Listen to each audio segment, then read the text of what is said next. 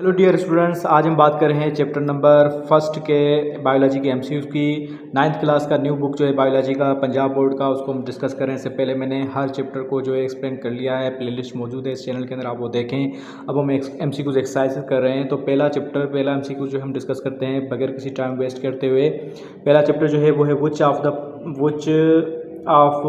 Branch of biology focus on the study of the structure and function of cells. बोला है कौन सी branch है biology की जिसमें हम पढ़ते हैं which branch of biology focus on the study of the structure and function of cells. Functions और स्ट्रक्चर के बारे में, किसके बारे में? सेल्स के बारे में। तो चलिए ऑप्शंस को देखते हैं। अगर हम पहला ऑप्शन ये देखते हैं माइक्रोबायोलॉजी, तो माइक्रोबायोलॉजी हमें पता है कि इसमें हम स्टडी करते हैं बिल्कुल यूनिसेलुलर या माइक्रोस्कोपिक ऑर्गेनिजम्स के बारे में।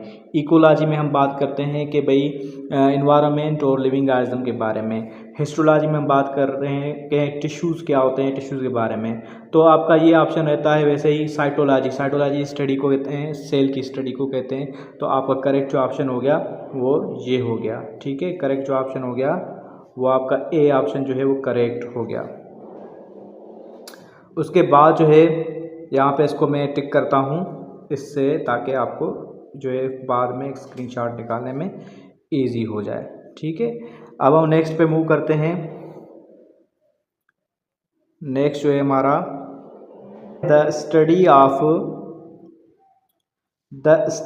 Of the process of heredity and variation living organism is known as study of process of heredity. मतलब जो खानदानी आते हैं पेरेंट्स से आपस में, उसके अंदर जो चेंजिंग आती है उसकी स्टडी को क्या कहते हैं? इकोलॉजी वही बात हो गई कि भाई इन्वायरमेंट और लिविंग ऑर्गेनिज्म के बारे में, तो ये ऑप्शन नहीं होगा। एनाटॉमी में इंटरनल स्ट्रक्चर की बात होती है तो ये भी नहीं होगा। जेनेटिक्स में जो है पेरेंट्स टू ऑफस्प्रिंग की बात होती है, तो आपका करेक्ट ऑप्शन जो है वो ये होगा। फोर्थ वाला ऑप्शन है एम्ब्रियोलॉजी में हम डेवलपमेंट ऑफ ऑर्गेनिज्म की बात करते हैं, तो ये ऑप्शन बिल्कुल हरगिज़ नहीं होगा। तो आपका करेक्ट ऑप्शन कौन सा हुआ? आपका करेक्ट ऑप्शन जो है बी हो गया, एम्ब्रियोलॉजी। सही है, embryology is the your answer. Okay, अब हम आगे चलते हैं। इंसुलिन, थर्ड क्वेश्चन है। Insulin made through bacteria is an example of the technique.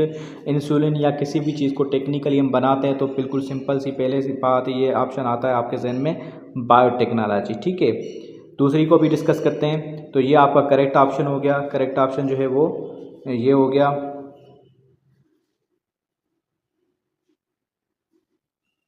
Biotechnology. B option is the correct. अच्छा, दूसरों को देख सकते हैं कि हम के क्या है ये। Parasitology is the study of parasites. Biochemistry में मॉलिक्यूल्स की बात करते हैं। हिस्टोलॉजी में टिश्यूज़ की बात करते हैं, तो ये ऑप्शंस नहीं होंगे। उसके बाद है चौथा सवाल, वो है हार्ट पंप्स ब्लड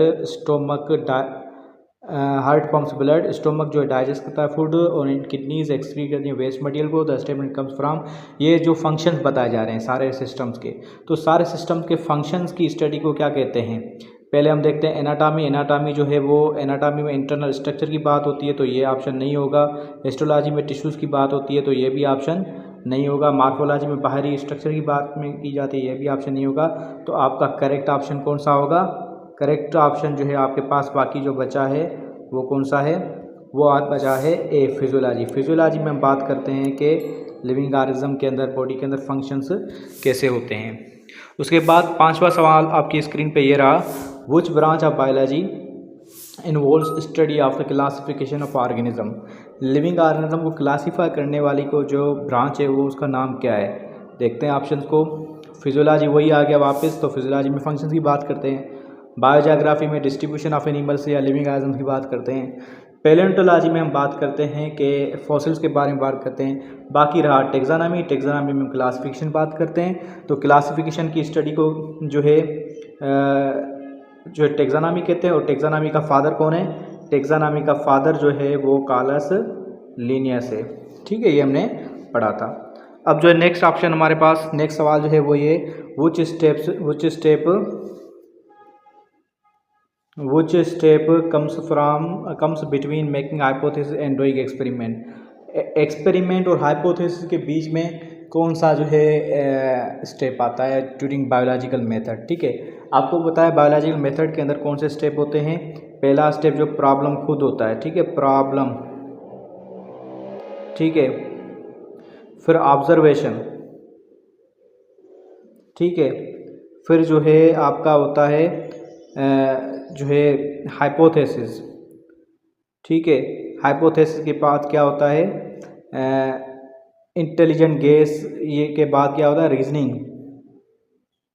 ठीक है, रीजनिंग के बाद क्या होता है जो है एक्सपेरिमेंट। तो यहाँ पे आपका आंसर यहाँ पे आ जाता है, ज़्यादा जाने की ज़रूरत नहीं है। देखो मेकिंग ऑब्जर्वेशन, देखो हाइपोथेसिस के बाद की बहुत बात बोल रहा है, तो मेकिंग ऑब्जर्वेशन नहीं होगा, ये तो पहले हो जाता है, ठीक है, एनालाइजिंग डेटा ये भी नहीं होता, समराइज रिजल्ट ये भी नहीं होता। तो मेकिंग डिडक्शन जो है ये आपका जो है करेक्ट ऑप्शन है, यही आपका करेक्ट ऑप्शन है। मेकिंग डिडक्शन मतलब जो रीजनिंग, ठीक है, इंडक्टिव रीजनिंग और डिडक्टिव रीजनिंग इसी में आती है।